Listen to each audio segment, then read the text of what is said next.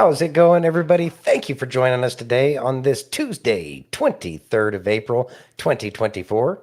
We'd like to thank each and every one of you for joining us today on Facebook, YouTube, Twitch, X, Rumble, and Pill.net. And if you haven't yet, please take a moment, give me that virtual hug. Smash that thumbs up if you're on Rumble or YouTube. Take that red pill if you're over on Pilled.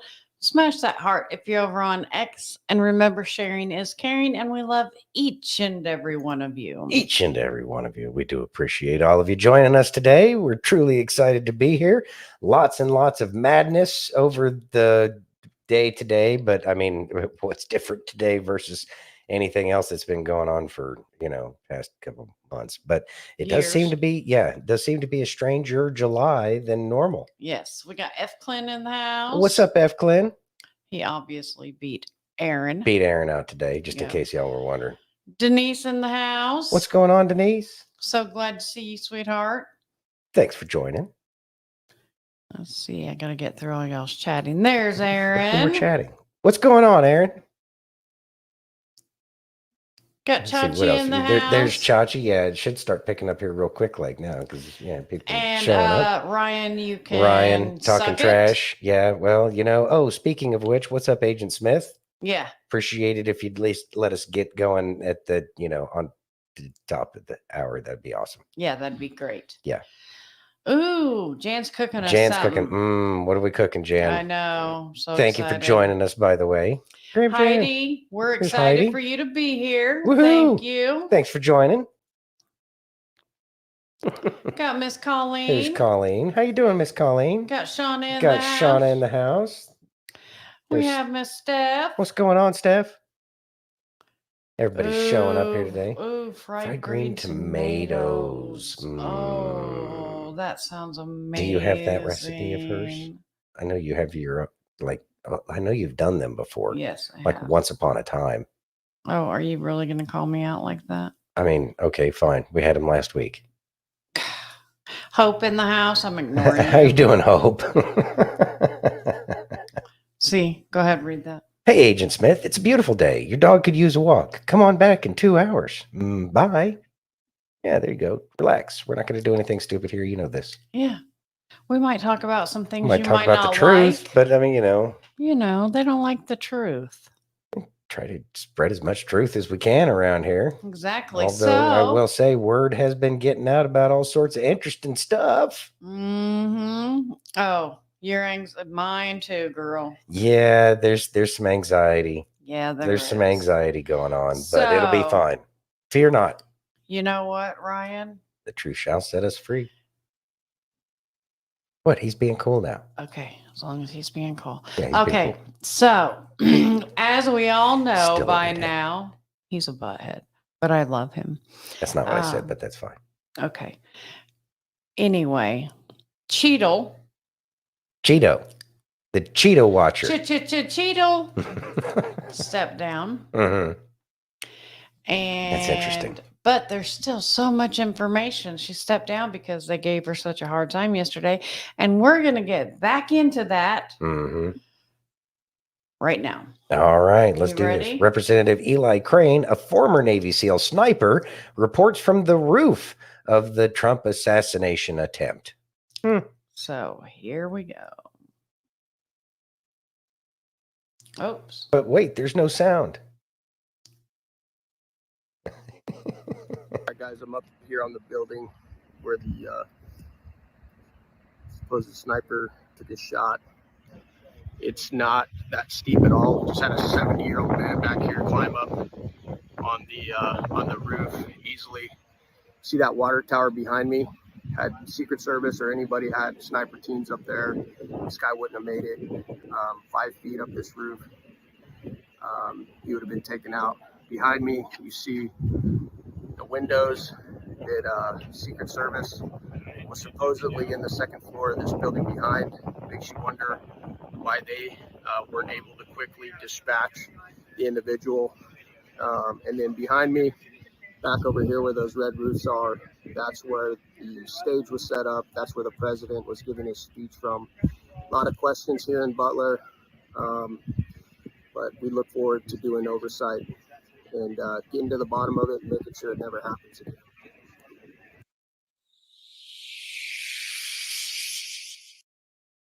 All righty, Santino. Thoughts? Yeah. Well, and there's another video I think you're gonna get to where they were actually touring the whole facility there on the second floor. And that gets to be some really interesting information as well. Mhm. Yeah. You want to go ahead and play that one, and then we'll. Hold Isn't this it? on. Yeah, it's coming up. Okay. but I don't see Miss Bethany Ann. I don't know what's going on, but Oh, we no. gotta, What's up, Lightspear? yeah, gotta say Thank you for hi. joining. Appreciate say that. hi. Hey. So let's go ahead and watch this one. All righty. Thank you, Mr. Chairman. Colonel Paris, are you aware whether any law enforcement officer or officers was or were posted in the second floor window of the AGR building? I am aware, yes, sir. And what is the answer? To my knowledge, there were two posted there from Butler ESU. And you said Butler ESU. What is the acronym ESU stand for? Emergency Services Unit. It's a team that's comprised of multiple agencies that pool resources on a county or several county basis in order to enhance capabilities and training and be able to respond. Basically, a mutual aid agreement is my understanding of it. Is it sort of like a SWAT team? They are trained in SWAT tactics, to my knowledge. So how many ESU officers were posted to that second floor window? So I am aware that two were in the building, but again, I have not seen the Secret Service operations plan. Do you know, well, you say in the building, were they in a window, where a window out onto the scene? From briefings that I have been given, I was told they were in a window, yes, sir. Did they remain on post? I was told that at a certain point, they began searching along with other local officers in the immediacy after Crooks had been identified as suspicious by them. By them? My understanding is that they identified Crooks for not matriculating. He never, to my knowledge, Crooks never made it through the secure perimeter into the venue space itself. That he was identified by those members as suspicious in part because of that. And then at some point, he produced the rangefinder, which heightened that suspicion. So Representative Crane took a video on site yesterday. I'd like staff to put that up. It's just very short. There's a few seconds. They can do that.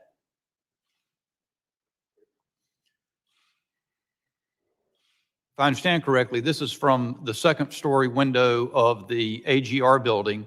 You can see that window comes out from the sash and swings out to the right. There's an aerial photo right after Crooks was killed, where Crooks's body's on the roof, and that window was open. Was it from this vantage point that those ESU officers spotted Crooks? I don't know that particular window, but my understanding is from a second story window is where he was initially spotted. Okay, so are you then saying that, to your knowledge, those ESU officers left the location where they could look out the window to go in search of this person?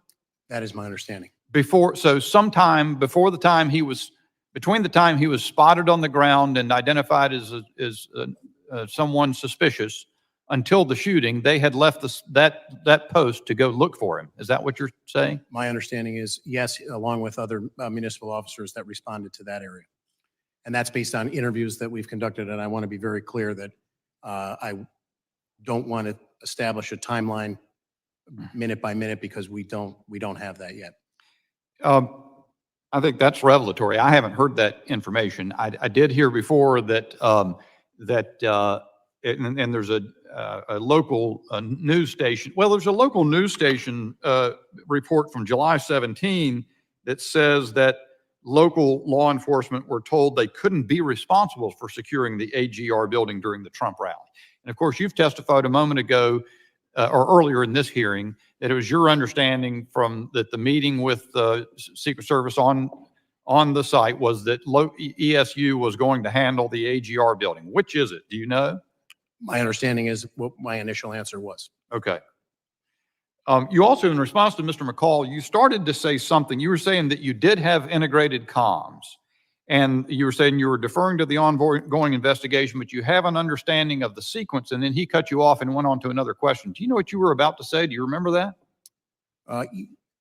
Just that we had members of PSP inside of the Secret Service command post, and we were maintaining communication with our people. Had ESU maintained position in that window overlooking the roof, isn't it true that they would have had a clean shot at at Mr. Crooks as he was ascending the roof to his shooting position? I'm not prepared to say that because I don't know the exact timeline of events. But it's your understanding, though, that they were no longer in that room where they had been previously overlooking the building at the time he was ascending the roof. Is that correct? Could you repeat that question? The ESU officers were no longer in that room where they could look out the window and oversee the roof as that video shows. I believe they were actively searching along with additional municipal officers for Mr. Crooks. Thank you, Mr. Chairman. My time's expired. And then that was from Representative, who shared that again? In the thing? Dan Bishop. Dan Bishop. So yeah, shared that video. And I think that's, so obviously this is the real information, not all of the speculation. Because I remember people saying, and I relayed this as well, that that they were inside the ground floor underneath where the shooter was. Whereas this makes a much better, location for a sniper's perch there. And it has perfect overwatch of the exact spot where the guy was. And then to think that you're going to take a sniper team out that's set into place so that way they can go hunt somebody down when they have all those other people that are on foot already. They can't get them over there in time. They don't have enough people for that. Stop being logical. Look, I'm just saying, I'm throwing it out there. I don't have any real answers or nothing. I'm not a, sniper dude or anything like that. I drove tanks. I would have driven through the building, but I mean, it's a different thing altogether. Yeah, I know you can roll your eyes all you want. You're just jealous. Okay. Anyways,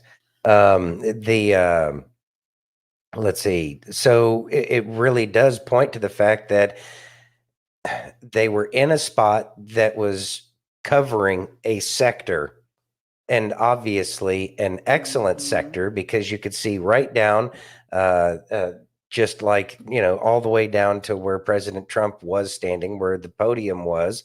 Yeah. And then they pulled those people off. So what? They can go patrol around with a long rifle and Thank God whoever did it was a terrible shot. yeah, it's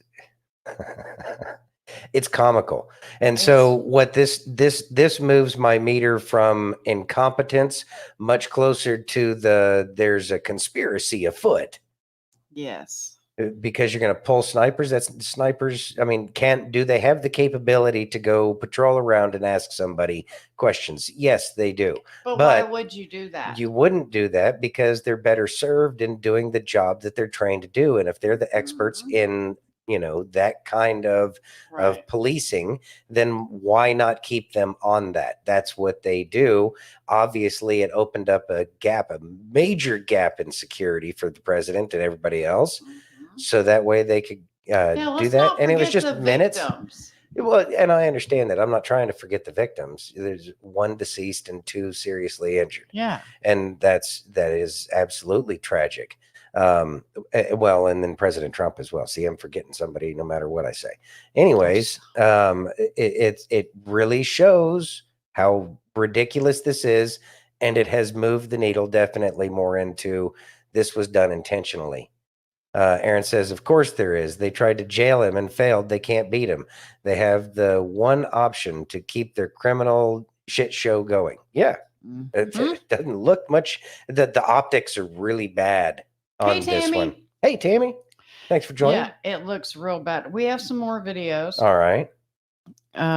Let's see. Denise says Dan Bishop has a 100% Republican voting record, 97% lifetime. Average for Republicans is 85. All right. Source heritageaction.com. And bringing the source. Yeah, I know. She didn't do just trustmebro.com. So Here's some more on the shooting. Oh God. Y'all need Okay. to see this video, bro.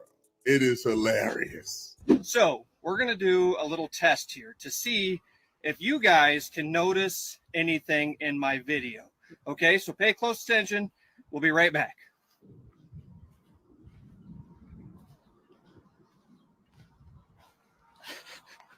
You guys notice anything?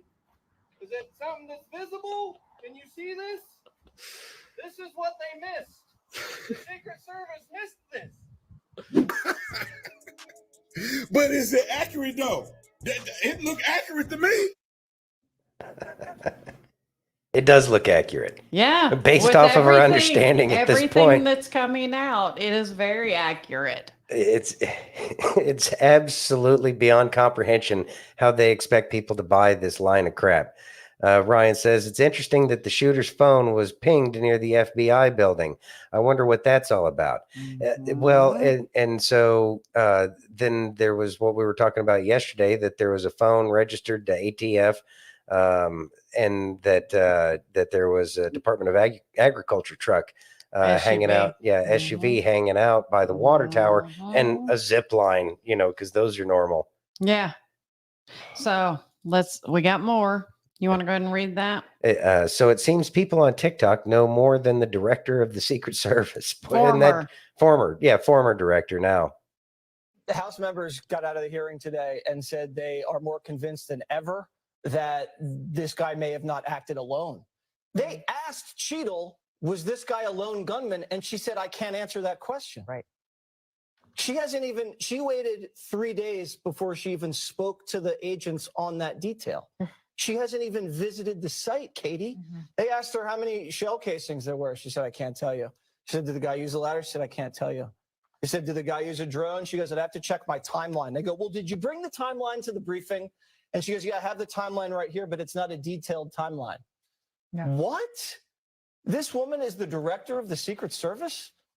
I don't know about this woman. She was asked, do we have any radio communications? Do they archive those? She goes, yeah, we usually archive radio communications, but we don't have any from July 13th. Okay. Okay. Really? And then she said she uses encrypted communications to speak with her people. I don't know, Katie. Shooter's name's Crooks. Her name's Cheat. Thoughts? It really, there's no way to try to make this sound good for any of them in any scenario. And that's awful because like what Denise was saying, I know that there's good people in the Secret Service. I know there's great people there. They probably got pulled to go on to Jill's little boondoggle that she was doing, just, conveniently, just, not too far away, close enough that they could take some of the Secret Service protection away. Isn't that interesting? There's so many coincidences here. It just doesn't feel so coincidental. No, this dog just doesn't hunt. No, this dog don't hunt. I mean, it just really doesn't. Yeah. It's like how deep does this rabbit hole go? And the way the narrative is crumbling apart, and since she bailed out today, I don't believe that there's going to be like, she'll get kind of, okay, brushed away. But I don't think that there's going to be, there's going to be some house cleaning in the Secret Service here real quick. Like, I guess is what I'm getting at. Jan says, I honestly don't think she knew anything. She was being used. I do believe she was being used. I think that she either could not or would not answer, based off of her 30 years of security experience, any questions. And people were asking her hypotheticals based off of her experience. So either she had no experience or, based off of what we're seeing, it doesn't look like there's a whole lot of experience there in doing the actual job. Wonder what she did to get to that spot. I know. So we got more. All right. Oh, wait. Denise says Bongino is all hot and bothered over the incompetence. Easy for you to say. I know. Words are hard. He keeps that up. He'll be their boss. LOL. I really believe that he's going to end up taking that spot. I I know he's got a popular show and everything, and I know that that's working great for him. But if nothing else, I think that he knows the ins and outs. He's got the intelligence, he's got the wit, and I think that he could clean it out, and he would bring it to a much more secure version of what the Secret Service is supposed to be doing. Chachi says, I say real setup was on Cheadle. No, nobody knew anything about her until after this happened. Mhm. And that's a great point. Chachi is of course, then again, who really knows who the, director of the Secret Service is? And usually they're just political appointees. She worked for what, Frito-Lay garden, like literally guarding Doritos, Yeah. and so it's kind of, it's what am I trying to say here? She's going to fly under the radar because nobody really cares about who the security for Frito-Lay is, let alone they get a job. I mean, that just seems like, oh, okay, yeah, you met the right people and you do the right things. So, we say that you're the director of Secret Service. Denise says, Cheeto hanging out with the original Mr. Smithers, Dick Cheney back in the 90s. Yeah, now that's interesting, isn't it? Wouldn't surprise me. What about Ivan Raiklin? I know the For, name. The guy who's been busting like news out there. Anyway, you'd not recognize. Yeah, I'm him. sure I recognize the name, but yeah. See, I think because Bongino already has that relationship with Trump, I don't know. It's hard to tell. I mean, he might not want to go away, but he would certainly keep an overwatch. If Trump ever had any questions, he might be better off, in that spot, Right. where it getting clarification on things in terms of what's going on, making sure that whoever does go in the spot of the Secret Service director, that he'll be able to, make sure that everything's good. Right. And he'll probably ask Bongino for advice, would be my guess, because I have a feeling Bongino's not going to want to leave. Yep. That Raiklin guy, I don't know, seems off. Ugh, yeah, well.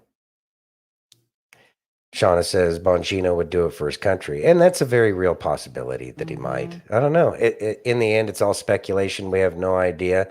But I do kind of have a gut feeling that says Bongino ain't going to want to leave. We'll see. Anyway. You ready? Yep. You want to read that real quick? Fulton County DA, Big Fannie Willis, photo found on Matthew Thomas's crook's cell phone. Full story on fox5atlanta.com. Now an investigation to determine why a photo of Fulton County District Attorney Fonnie Willis ended up on the phone of Thomas Crooks. He's the man investigators say tried to kill former President Trump. Good day's Mark Teitner is live at the Fulton County Courthouse with more on this developing story. Mark, good morning. Yeah, good morning, Buck. Certainly just concerning and disturbing, to say the least. This issue now being looked at by the feds. I'm not supposed to be here tonight. Not supposed to be here. Yes, you are. Yes, you are. Former President Donald Trump recounts the moments a would-be assassin tried to take his life. Now CNN reports a photo of Fulton County District Attorney Fonnie Willis was found on the suspected shooter Thomas Crooks's phone. The information came out in a Secret Service FBI briefing. Crooks's motive for the assassination attempt isn't known. Law enforcement also found photos of former President Trump, President Biden, House Speaker Mike Johnson, House Minority Leader Hakeem Jeffries, former New York Mayor Rudy Giuliani, and other political leaders. All the photos appear to have been downloaded from the internet and weren't accompanied with any threats or messages. It was also revealed Crooks conducted online searches of Trump campaign events, as well as both the Republican and Democratic national conventions. I want to make sure that we stay safe. Willis has spoken about the threat she's faced while investigating President Trump. She has a full-time security detail and had to move out of her house. All the typical racial slurs that you can imagine. They're very grotesque things. Last year, a man from Alabama was indicted in federal court here in Atlanta for allegedly making threats against Willis, as well as Fulton County Sheriff Pat Labat. Reporting live from the Fulton County Courthouse in downtown, I'm Mark Teitner for Good Day Atlanta. Buck, back to you. All right, Mark, thank you. Now, I know everyone's saying, crush, da da da. It's funny. I know. But watch this one, and then we'll discuss both videos. All right. You got to show the video.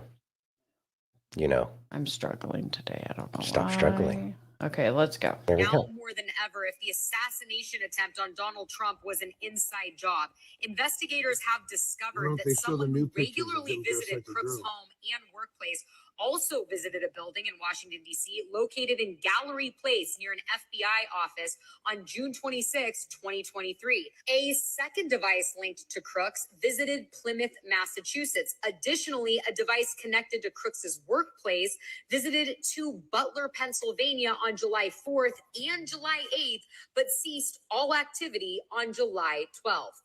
And now we have this video, which was taken from one of the windows the Secret Service had access to, overlooking the entire roof. As you can see, they had complete coverage, and it makes you wonder how on earth they allowed crooks access to the roof, let alone crawl up it and make several attempts on Donald Trump's life. As always, I want to hear what you think about all of this down below. So, thoughts? So he's well traveled too. So that says, and this is one Well, more of those people- things that reeks people- of Patsy. Yeah, people were coming to his work and his home. Yeah. And so therefore this reeks of Patsy through and through. Mhm, It does. All of a sudden he started traveling to these places and it just kind of, I don't know, a little strange. Hey, Chels. Hey, Chels. All of a sudden he starts traveling to these places. We need to find out if this is new and interesting. And the previous article, so he had pictures of Fannie Willis. So I guess then the question is did he have the picture of Fannie Willis because he met with her and he needed to know what the hell she looked like? So there's a lot of like big gaps of questions that need answers in terms of who he met with. But it shouldn't be that hard to get all that information with the way technology watches everything you do. Bill says this whole thing smacks of sheep dipping. Crooks, like they did LHO in 63. Lee Harvey Oswald. Lee Harvey Oswald in 63. Consult 91 film JFK. Yeah. I'm not so knowledgeable about what sheep dipping is. And it's been a long time since I've seen that movie. But I think I get the gist of it. They sterilized the home also. Oh, yeah. You know that they sent people in to sterilize everything. Question is since they're messing up so much, how well did they sterilize? How confident are they that they sterilized it 100%, especially with the way everything's falling and crumbling apart? I'm kind of wondering if we aren't going to get some direct tie, some way, somewhere, somehow, that blows this whole thing wide open and shows that it was a legitimate assassination attempt by something other than just a lone wolf, that it was somebody who was probably given all sorts of promises, probably some kind of medication, probably already knew that he was on some kind of medication, and the kid's just a patsy. And I would actually truly appreciate if that actually came out this time. I know there was a lot of actuallys in there in what I just said, but like, I'm actually excited to see all of this come out because I think I kind of have a small gut feeling that we're going to get some of this information and we're going to get some direct ties because of some really stupid mistakes. Bill says it's where they build his lone nut persona for his assignment in the three-letter agency. Starts with the C. Yep. You ready? With an I. There you go. Yeah. I got some more. All right. You spoke to Cheadle. How'd that go? She came to see me, actually. And, well, I mean, it went very nicely. She was very nice, I thought. But, you know, somebody should have made sure there was nobody on that roof. That roof was a dead aim right onto the stage. And they said they didn't have the manpower for it, which is crazy. 130 yards is like sinking a 1-foot putt. It's considered really close. Absolutely right. It sounds like a lot, but it's really, from that standpoint, it's a very, you know, it's very close. And I was surprised by that, actually. They said it's a bad shot would usually hit the target. And so, I mean, it's got to be, somebody's got to be there. And it's essentially a flat roof. I mean, I noticed that she said, well, this is a slope roof. Well, you think of like a barn where you have this thing had just a little upswing in it, a few degrees. This was it essentially was a flat roof. So I don't know, somebody gave her false information when she talked about the slope of the roof. I thought she was very nice, but you know, you have to answer why couldn't I have stayed off the stage for 5 minutes while they do their work? Why couldn't, you know, how does a situation happen where a roof that's plainly in sight from the location where I was speaking, why would somebody not have seen that? You were briefed, your office was briefed by Cheadle. Are you satisfied with this situation? No. And do you feel safe with Cheadle running the Secret Service? Look, I think clearly she needs to be more forthcoming. She needs to actually sit before people, answer all their questions, and let people know what happened. When you try to hide information and hide from question asking, that's, I think, what leads people to believe that there's something to be hidden from. So, thoughts? Well, they're going to start making him speak up. I think that was good. People get to hear him talk, get to hear a little bit more of who he is and what his thought process is. And even what Cheeto told him is that what'd she say? That they didn't have enough resources to cover that roof. When in all actuality, we have now found out that that was incorrect information because there were was a snipers, lie. right? Yeah, well, I'm sure it was a lie, but good luck trying to I prove that she know. lied. Anyways, we know that there was a counter sniper team in that window. I think people have played too much Call of Duty Modern Warfare and think that they're going to jump out the window and 360 no scope somebody, but that's not how this crap actually works. You know, it's like there's set procedures in place, and then they broke what it just makes no sense to No pull a sniper sense. team to go out to go interview Mhm. somebody when they have other people. And then It's they only crazy. had 4 suspicious people all told, to include what's his face, Yeah. the kid. Yeah. So if they only had a total of 4 suspicious people, then they didn't have the resources to talk to 4 people. I know. It's crazy. Some bullshit somewhere else. I know. Yeah. All right. You ready? Yeah. This is part 3, I guess, maybe, but it's actually kind of annoying that these things keep on correlating. I'm not one to go all in on these, modern day prophetic personalities, because a lot of it seems to be for show. But when things seem to line up, when things start to make sense just even a little bit, I mean, it's enough to at least pay attention. But there is a national park where there is an eruption under the earth for it to come out, and many say it is just simply an eruption.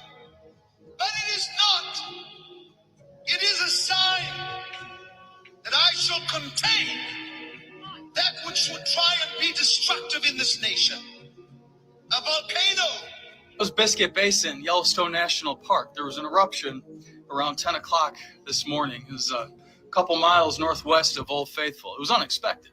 Listen, there's a lot of people who are correlating what happened today to a Kim Clement prophecy that was done in 2014. Now, it should be said that Biscuit Basin also had a similar eruption back in 2009.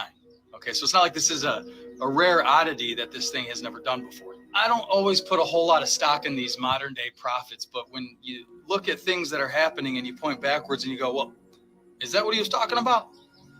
It makes me at least just pay a little bit extra attention. But that being said, this eruption, this is not the only thing that he talked about in this instance. He went on immediately following to talk about an earthquake. And then there will be another earthquake, says the Lord. Keep your eyes open, for this sign is to cause the earth to yield of its produce. So just a handful of days ago, and I don't know if it's still going on, military personnel and local law enforcement have been performing disaster training in response to a massive earthquake. Understand that getting prepared for emergency situations is very, very important, right? But I don't know if they've ever really prepared for a massive earthquake as a response. And I believe geologists have for a while now have said that we are overdue for a rather large earthquake in this country. Just like the Yellowstone volcano is overdue to blow. I mean, anything, right? People try to predict stuff all the time. It never happens. Prophecies get predicted all the time. They never happen. Again, I just find it interesting. I find it interesting. I pay a little bit extra attention. That's all, especially when other things are going on that kind of support. But hey, you make your own call. Thought Santino. Okay, so obviously he hasn't seen a whole lot of Kim Clement. Otherwise, yeah, he'd know that he's gotten so much stuff right.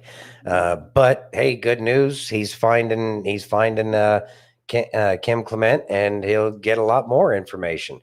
Or he knows, and he's just slow playing it because he knows that a lot of people don't like the whole prophet kind of thing, especially in today's modern age when there are so many people who don't believe in God because life doesn't go the way they want. But that's another conversation altogether. But he brought up, and it surprised me when I saw it. St. Louis was preparing for doing earthquake exercises and drills. That's the new Madrid. I'm kind of wondering if they're not expecting something from the new Madrid. And so he brings it up that Yellowstone. This is Kim Clement. He's saying that that there was going to be some kind of a volcanic eruption, but they're going to say, "Oh, it's not a big deal," et cetera, et cetera. And that could very well be. It might not be a very big eruption out of Yellowstone, say that it's just releasing pressure or something like that. But the caldera on the Yellowstone or the Yellowstone caldera is so big that probably anything that happens there could have significant impacts on so many far-reaching places. And so if they're doing drills in St. Louis, then that kind of makes me wonder, is there going to be a big earthquake on the new Madrid? And it's something that's been said many, many times, and it's been brought up a lot throughout the past in terms of the new Madrid and how the Mississippi flowed backwards the last time that earthquake happened.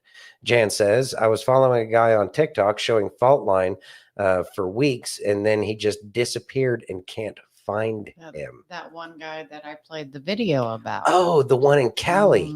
Yeah, I had seen that. It made it viral rounds in an instant, and then the dude disappeared. Yep. Yeah, I saw those where the road shifted like 6 feet or something like that. Yeah, that wild stuff there. So, but I think each and every one of us kind of feels it in the pit of our gut that there's gonna be some earth changes, and I think that a lot of people are going to try to sell fear with that, but I'm going to try to sell the opposite. The fear is that the people who have been leading us are going to be shown to be absolutely incompetent, and it will give an opportunity for those true leaders that have been pushed off to the side and minimized and prevented from actually being able to do the things that they're capable of doing. They will finally get the opportunity to shine and show that we don't have to collapse. It's just because these idiots have no idea what they're doing. The only thing they're good at is being corrupt pieces of shit who take the people's money and are able to play Mr. Fancy Pants, Rich McGee, like they're some kind of French royalty or something. And so when it's found out that they have no skills whatsoever to lead anything, let alone out of a wet paper bag, excluding something like a New Madrid fault line, earthquake that could significantly change the shape of the country is what I understand the potential that thing has, then the real leaders will have that chance to step up. And I think that that's what we're more likely to see, is that we're going to see some real changes after there's some real changes. Yep. So speaking of idiots, are you ready? Yeah, I'm ready. Are you? Yep. All right. I would like to welcome you to Deep Philosophical Truths. Our guest today, Kamala Harris. It is time for us to do what we have been doing, and that time is every day. You think you just fell out of a coconut tree? You exist in the context of all in which you live and what came before you.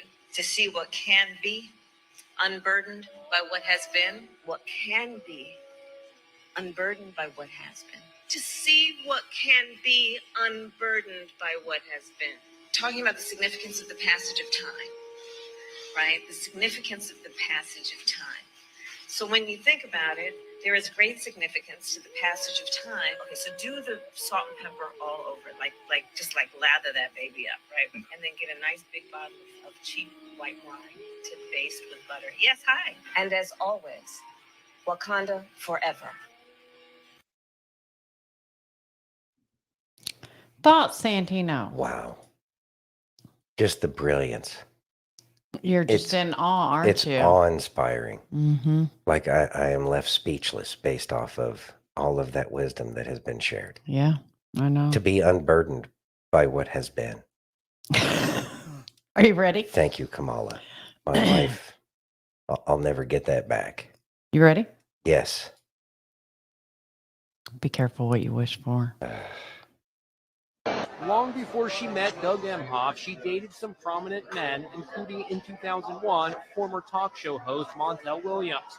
Back then, he was the famous one and had to introduce her to the paparazzi. A corrupt witch. She's been corrupt her whole life and she fucked her way to the top. Oh, Lord. They used to detail this witch in the LA Times with her sexual escapades. She fucked damn near everybody trying to get up. She used to be a frat hoe when she was at Howard. And she ain't black.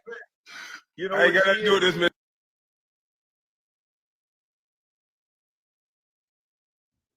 Well, that was an interesting photo with her and Jeffrey. Mm-hmm. I mean, we all know this. I think that some of the real roasting is about to begin in terms of Kamala now that she's finally going to be the presidential candidate. I think that some of the things, no, Judge wasn't playing at all. I think that some of the things that weren't said before that were suppressed a little bit more will be suppressed a little bit less moving forward now that she's the actual presidential candidate. And I think it's going to be very enlightening to a lot of people. Yeah, Jeffrey was so popular, Very wasn't true, he? F. Clan. Isn't that amazing, F. Clan? He was. I wonder how he got so popular. I wonder. So, I want to show you something. This is impressive. Birds of a feather flock together. Mm-hmm. Here's Massive crowd in for Kamala Harris's first rally in Wisconsin. look at that crowd. I got to blow that up. I can't even see. It's like such a small. Oh, wow. Mm-hmm. Now there's crowds of tens. Yeah. Of Yeah. course, they played Kenny G. Mm-hmm. He brings bigger crowds. I know. I like his music. But yeah, so there was probably maybe 100, 200 people there. That was it. It's Maybe. half of a high school gym. Yeah. Good job. Good job. Yeah, and then they're trying to tell us that she's ahead in one of the polls. Mm-hmm. Huh. How about that? Mhm. Poll You- of active Democratic voters I know. and dead people. Yes. Yeah. Are you ready? Yes. My gosh, what if Donald Trump and Joe Biden are the victim of the same attempted coup? And I'm not kidding. This is going to take a minute, so sit down, grab a drink, and let's do this. So obviously, we all know what happened to Donald Trump 9 days ago, so we won't go into that. But the interesting part of that is it happened right before the party's convention. Why is that interesting? Because a candidate doesn't officially become the party's nominee until they go through the parliamentary procedures at that convention. That's when it's kind of locked in and legal, right? So set that aside. And then Joe Biden decides that he's going to announce that he's not going to seek the party's nomination. Now, when did he do this? Before the convention. And some people would say, well, obviously, Josh, he's going to say it before the convention. That way he's, smart, wise, and benevolent. He can allow time for the party to figure out who they're going to nominate, which kind of makes sense unless you've been paying attention. But either way, it was prior to the nomination. Now, what's interesting to me, the first thing that popped up is how these two things that are very rare. We haven't had an attempted assassination on a president or former president since Ronald Reagan in the 80s. And we haven't had an incumbent president not seek re-election since LBJ, ironically, after the assassination of JFK. But whatever, that just got a little bit weirder if you think about it, but whatever. So either way, odd. And even odder still is that both of these odd things happen within a week of each other. Now, let's continue down this path. Why is the Joe Biden resignation, or not resignation, why is the Joe Biden not seeking the nomination so weird and odd? Well, because of the manner in which it happened, right? I mean, you have a letter that he put out on social media, and the White House staff did not know he was about to do this. So he puts this message out there on social media that says he's resigning. He did not address the nation. He did not tell the party. He did not, tell his insider. Like, it just came literally out of nowhere. Hey, I'm not going to seek the party's nomination. He didn't put it even on letterhead. And somebody could say, well, he shouldn't put it on White House letterhead. Then it would make it look like a sitting president is resigning, and that's not what he's doing. Yeah, but there's also from the private desk of Joe Biden letterhead.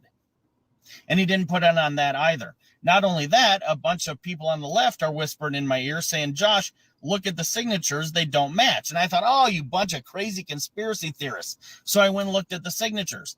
They don't match. They're kind of close, but one looks like an S at the end, and what you'll see it. Just Google it. But it gets even weirder still, because it's not necessarily that Joe Biden is deciding not to seek the party's nomination. It's the fact that 24 hours ago, or I guess at this point, 36 hours ago, he told us he is going to seek it. He said, don't believe rumors that I'm not going to go for it. I'm in it to win it, baby. We're here all the way, blah, blah, blah, blah, blah. And at that same time, the party players, both inside the party itself and then the media incumbents, the people who are annually just covering this sort of crap, right? The talking heads that don't seem to go away. All of them were talking about, well, Joe Biden needs to do what's right for the party and not seek the nomination. Okay, great. I get it. His cognitive ability is obviously in decline. But you know what didn't happen? Nobody was talking about Kamala Harris getting the nod. Nobody. How do we know that? Rewind the tape.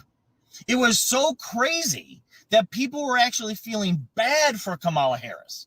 You had the Clintons, the Bidens, the Chuck Schumer, the Newsoms, all the power players, all kind of jockeying for position and saying, ooh, this person should run, this person should run. Why would they even be suggesting people if everybody knew it was going to be Kamala? Because nobody wanted Kamala. Nobody. And a matter of fact, the American people didn't even want Kamala. If you're a true blue LBGT supporting, go labor sort of Democrat, bringing in the blue wave, you hate Kamala. And it's not just me being mean. Your vote proved it. When she ran against Joe Biden, she came in 9th or 10th. She was added to the ticket to add a woman of color and a female to that ticket. Now, I don't blame Biden for that. I would do it too. That's why you kind of balance out your presidential ticket. You go you. But that's why she was on there. She wasn't on there because people liked her. Democrats hated her, especially if you were black or Hispanic, because she is terrible for true reproductive rights, and she is terrible when it comes to criminal justice reform. So 36 hours ago, every Democrat on the planet was like, who are we going to get? Because it obviously cannot be Kamala Harris. Fast forward to Joe's weird, suspicious, I'm not going to seek the nomination thing. And has he addressed the public yet? No. Has he talked to any camera yet? No.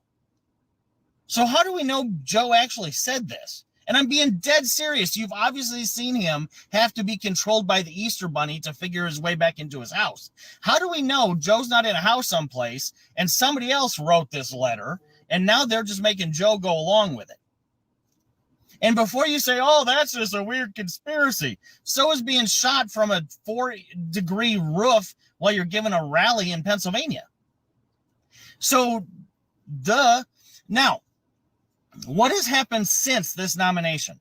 Or not this nomination, since this announcement, rather. Kamala Harris has unified the party. Everybody's in line. Nobody's challenging her. She's the hero of heroes. Rachel Maddow is literally crying on MSNBC. Like, oh, this is amazing. She's raising tens of millions of dollars. No, she's not. No, she's not. Kamala Harris has not raised a dime. There is no Kamala Harris campaign. I'm serious. There was a Biden-Harris one, but in order for Harris to raise money now that Joe has, I guess, said that he is no longer seeking the party's nomination, she has to file her own campaign with the Federal Elections Commission. So there is no Harris campaign. The money is going to other groups that donate. It's like super PAC money and stuff like that, to kind of get behind Harris. But isn't it weird? Isn't it just weird that both of these rare things happen within a week, and then the Democrat that the Democrats hate somehow becomes this unifying Joan of Arc within minutes of this anomalous sort of announcement?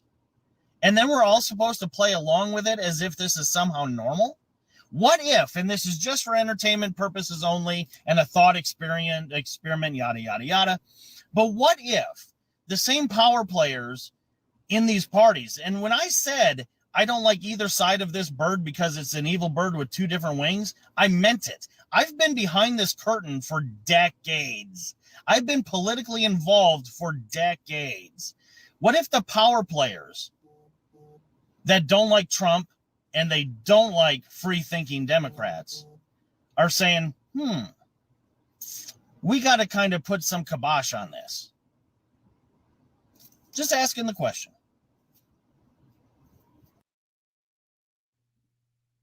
Thoughts?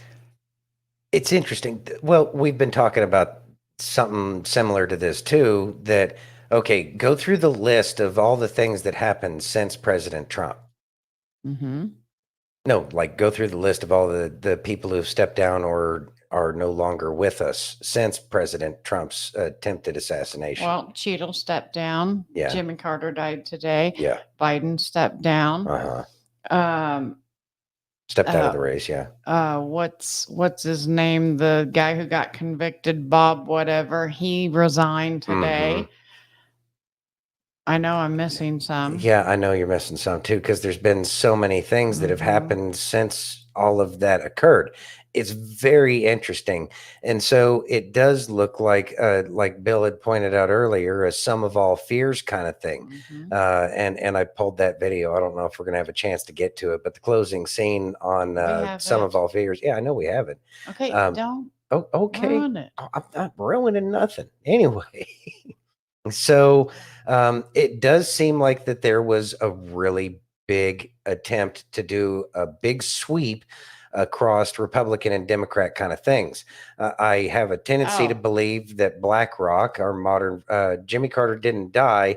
It was a hoax, according to his family. Okay. Okay, that's interesting. Of course, then we're also finding out that Joe probably might not be around anymore either. Well, we're about to get and into this guy brought up some really good points, but I don't think that that's who the Democrats wanted. I think that when Joe bounced out, that he was that I think he was kinda kind of screwed him incapacitated over when he put Kamala on there. Mhm. Okay, so I wanted to bring this up. It's an InfoWars article. Democrats selected a different nominee than Kamala Harris. And it's a really interesting article. They kind of go through it. I'd recommend the read. But they go through it and they say that the whole thing with putting Biden out there for a thing with Trump, a debate with Trump, that was done intentionally to show the American public how bad his cognitive decline is, and that they were actually intending on putting Arizona Senator Mark Kelly up there, who happens to be married to Representative Gabby Giffords. Just in case you didn't remember who she was almost assassinated in January of 2011. Isn't it interesting that that's the name that was kind of popping up in regards to who they might want to put up against Trump? And really, even if they put him as a vice presidential candidate, I think that the Democrats are certainly going to try to utilize that scenario. This is what they think is their ace in the hole at this point. So I'm curious to see as to how this thing is going to play out. But I truly don't believe that they were planning on putting Kamala at the head of the ticket there. You want to read that? Jan says, I think the news people jump on bandwagons for Harris wasn't the party. And I think, yeah, it probably was the press, because she's very much that diversity candidate that the press has been pushing forever and a DEI. day. She is, almost the perfect DEI candidate to push forward. So I have a feeling that even the people on the left aren't working well with each other, not playing nicely with each other. That's okay. Mark Kelly is a scumbag, says Denise. I thought Gabby's husband was a NASA astronaut. I thought he was too. Well, I mean, There you go. That's him. that's Kelly him. was. Kelly was. Okay. Yeah, there All you go. right. You ready? Yep. We got a lot to get through. Yeah, I know. We got to go through it. This is honestly not a statement I ever thought I'd be making out loud. But we, as the American people, we are not positive that the President of the United States is alive. Let me be very clear about this. I am not saying that Joe Biden is dead. Let me also be very clear that I'm not saying Joe Biden is alive. I'm saying that we don't know. In normal life with normal people, that's a bit of a quandary. But when it's the President of the United States, it's a problem. Like, here's the timeline. So they said that President Biden had COVID. And yeah, sure, of course that's believable. He's had it like 5 times. And we were told that he was going to Delaware to quarantine. Again, nothing weird, even though the CDC said not to quarantine, to treat it like the flu. But he's fucking 81. I get it. But then we find out he didn't go to Delaware. Instead, he was in Vegas. And then from authorities on the ground, we hear that there was a medical emergency involving the president. And the original request was to have him airlifted to Johns Hopkins. Then we also hear that instead of doing that, they decided to route him directly to Air Force One.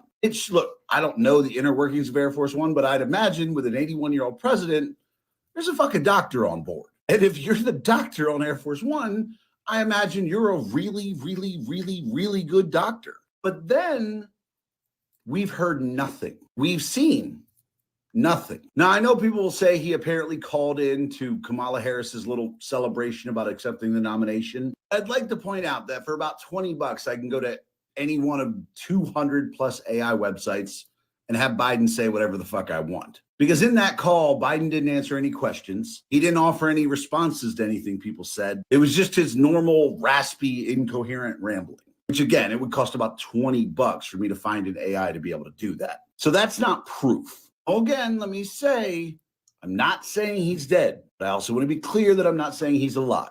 I do want to be clear in saying that the fact that we can't be sure is a problem. It is a problem. It is. So, thoughts? So- And I had another video from Italian Princess, but it got taken down already. Of course. So let's see, where do I start with this one? It is kind of disturbing to wonder whether or not have we even seen Biden this whole time? That's a good question. And I know that that's like deep roots conspiracies. But at the same time, there's been a lot of things that indicate that might not be Joe. But to even let's throw all that away and go with the trash that they're giving us right now, the pablum that they're expecting us to eat. I'm going to say that it is strange about all of these things happening, just boom, boom, boom, one right after the other.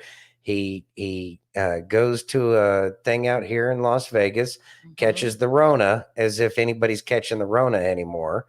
And then they were going to fly him to a doctor's office, and then they decided to put him on Air Force One, which does in fact have a medical facility on it. I'm sure they're quite capable of doing anything and everything on there, just like they could on a ship or anything like that.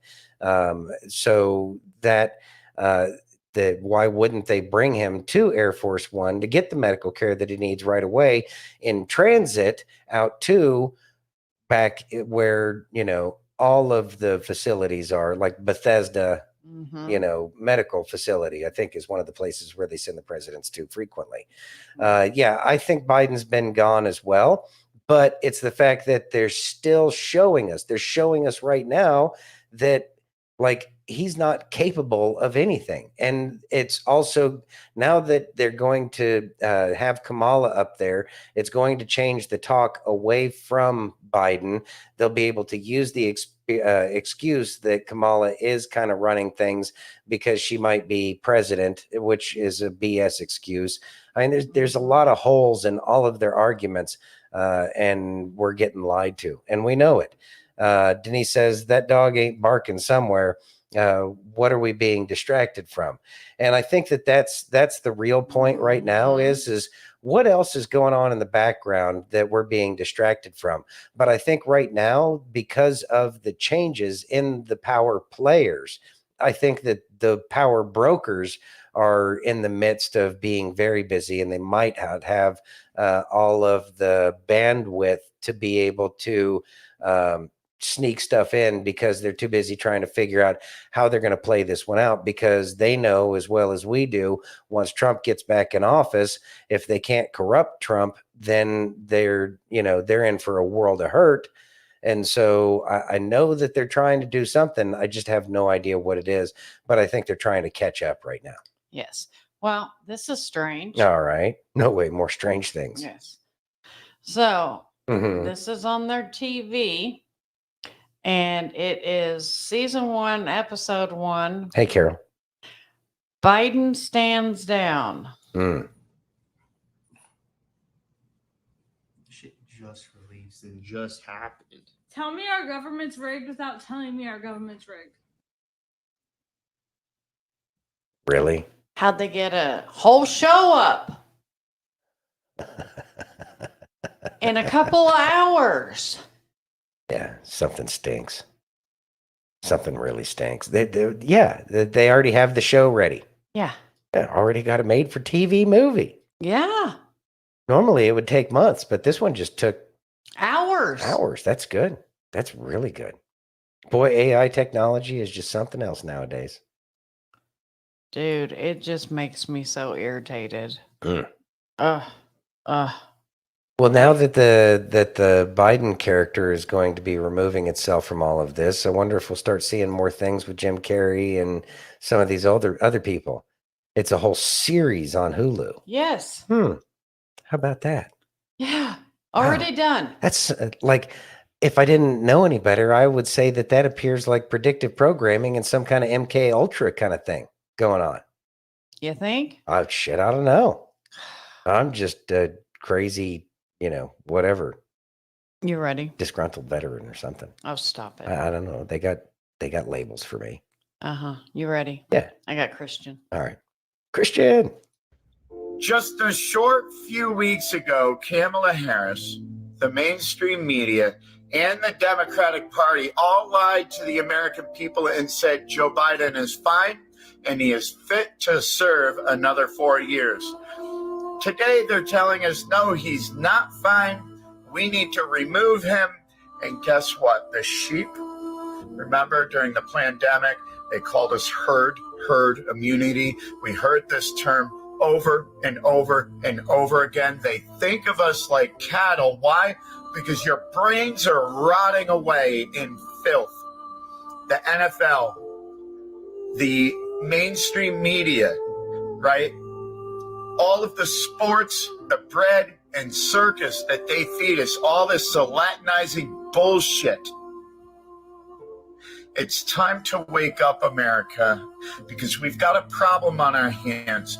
We're electing liars. Now, I don't know what kind of friends you're running with, but a liar is not allowed in thy house. Thoughts, Antino? In regards to the bread and circuses, I'm going to say that people that I've known that have been die-hard sports watchers are getting fed up with it in general. Like, they're recognizing that it has no value to their life whatsoever. And I think that these are some of the things that people are waking up to. I mean, I love, I could pick apart a thousand different things that he says and be able to, say how much I agree with everything Christian says just about. The guy's amazing. And if y'all aren't following Christian, make sure that you are over on TikTok, because he's always sharing some great information and he always has amazing analysis. Yeah. Okay, hold on. Computer's running a little wonky. Yeah, I'm noticing some glitching over here too. What's up, Agent Smith? I know. You ready? Yeah. Oh, hold on. There we go. Hey, Wendy. Hey, Wendy. All right. Denise says from Google. In the political context, the phrase means to generate public approval, not by excellence in public service or public policy, but by diversion, distraction, or by satisfying the most. Probably the baser desires Yeah. of humans is what it boils down to. Yeah. That let's see. Bill says the chatter is they have enough episodes of Biden stands down for a 4-year run. Oh my gosh. Are you ready? Bread and circuses. Yep. We got Kelly. Mm-hmm. Can I show you something in the Bible today I bet you've never noticed before? You ever heard people try to explain the Bible as the Old Testament is Jesus concealed, New Testament is Jesus revealed? What that means is every story in the Bible is about Jesus one way or another. Now, sometimes it's easy to see, like the story of Jonah or Abraham offering his son as a sacrifice. But can I show you one today that maybe you've never fully recognized? I'm talking about the story of Noah. This story may actually be the greatest representation of Jesus in the Old Testament I have ever seen. Let me show you. The first thing you need to realize, though, is ultimately Jesus is the main character of every story. And that is 100% true about the story of Noah. No, Kelly. Noah is clearly the main character of the story of Noah. Oh, really? If you ask a child, or anyone for that matter, to draw a picture of Noah, what's the one thing they'll add to that drawing to signify it's Noah? Now, if you said an old man with a beard, well, shoot, that could be anybody. Moses, Abraham, Noah. It could be literally any Bible character because we have no idea what they look like. Now, maybe you'll get away with saying a rainbow. That still doesn't quite get us there. I mean, now you just got an old guy with a rainbow. But to really drive your point home that this is a picture of Noah, you add a boat. You see, the main character of Noah's story isn't Noah at all. It's the ark. And upon closer inspection, the ark is really just a picture of Jesus, thus making Jesus the main character in the story of Noah. You see, what was the purpose of the ark? To save Noah and his family from the wrath of God because of sin. Does that sound familiar? Jesus is our savior from the wrath of God because of sin. Understand, because of Jesus, we get to experience all the love of God without any of the wrath of God if we choose to follow his son Jesus. That's why in scripture, when Jesus is born, the angels proclaimed, now that Jesus is here, peace on earth and goodwill towards men. If you've ever wondered why God seems so harsh in the Old Testament and so loving in the New Testament, there you have it. Jesus satisfied the wrath of God on the cross. And if for some reason you want to say God's wrath wasn't satisfied on the cross, go read Isaiah 53 and then give me a call. But it gets so much better. Genesis 6:14 says, make yourself an ark of gopher wood. Make rooms in the ark and cover it inside and out with pitch. You see, gopher wood is cypress and it will not rot. And pitch is tar. What is interesting to note here, though, the word used for pitch in this verse is not the usual word for pitch. This word is translated in the rest of the Bible as atonement. The water was God's judgment, and not one drop could come through. Jesus Christ is the atonement for our sin, and in him, no judgment can get to you. Oh, that's so good. Well, let's keep going. When we read the instructions that God gave Noah to build the ark, did you ever notice anything kind of strange? God never told him to add a rudder or a steering wheel or even a sail. So what does that mean? He gave Noah no control. God is driving this ship. Just like when we give our lives to Jesus, we hand over complete and total control. You see, when Noah stepped into that ark, he was saying, okay, God, I'm giving you control of my life. I trust your plan. And you know what? I bet it felt scary at times, just like it does for us. But he had to be fully convinced that God's plan is perfect. And the exact same goes for me and you when we enter into a relationship with Jesus. All right, and for the last one, let's look at the door. In the specifications on building the ark, God only instructed Noah to build one door. You see, there was only one way to be saved. And the same goes for you and me. There's only one way to be saved. We have to go through Jesus. You see, Jesus says in John 14:6, I am the way and the truth and the life. No one can come to the Father except through me. You see, there are lots of ways to get to God. You can hear about him at church, through a friend, the TV, the radio. But there's only one way to actually get into heaven where he resides, meaning there's only one way to be saved. You see, lots of people saw Noah building the ark, but none of them actually got in. There will be many sad people on Judgment Day who know all about God, but they never entered through Jesus. It's going to be a sad day for so many. You see, Noah himself couldn't even close the door. God had to do it himself. And the truth is, there will come a time when that door is closed, meaning there's no longer an option for salvation. You see, the way that door closes for us is one of two ways. You die without accepting Jesus in your life, that door is closed. Or if Jesus returns before you accept him as Lord and Savior in your life, that door is closed. Now, I don't know which one is going to happen first for you, but one of those two options will happen. And if you haven't entered in through that door, meaning a personal relationship with Jesus Christ yourself, you'll end up like so many others who watched as Noah and his family entered in and were saved, and they were not.